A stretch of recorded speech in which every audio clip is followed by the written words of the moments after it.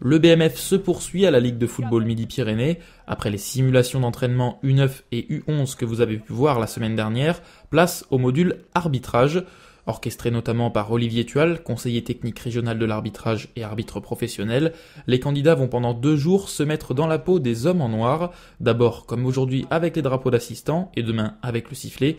Le métier d'arbitre est décidément beaucoup plus compliqué qu'il n'y paraît. Être un arbitre, c'est super compliqué parce qu'il y a plein de règles qu'on ne connaît pas en tant que joueur, même en tant qu'éducateur.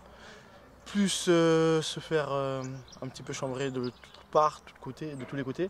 Franchement, ouais, c'est quelque chose de très compliqué. Je comprends qu'ils se fassent chambrer parce que les gens ne comprennent pas forcément ce qu'eux ils ont appris en formation. Mais après, ils sont pas forcément dans leur. Ils n'ont pas forcément tort. D'accord. Tu conseilles un peu aux gens de venir alors faire des formations d'arbitre, ça peut aider quoi. Je sais pas, je conseille, je recommande plutôt. Franchement, c'est important. On apprend beaucoup de choses. Franchement, c'est éducatif, on apprend beaucoup de choses. C'est intéressant. Le module arbitrage se déroule en 2 jours, de 2 fois 8 heures. Il est évident que pendant ces 2 jours, on ne peut pas apprendre toutes les lois du jeu, parce qu'il faut savoir que les arbitres sont constamment en apprentissage de ces lois du jeu. Le but, c'est surtout, comme on a fait ce matin, de montrer qu'est-ce que l'arbitre idéal et leur montrer qu'en fait, on n'est pas si loin de la vérité. Après, on fait une pratique sur le terrain pour faire prendre conscience aux éducateurs de la difficulté de la tâche.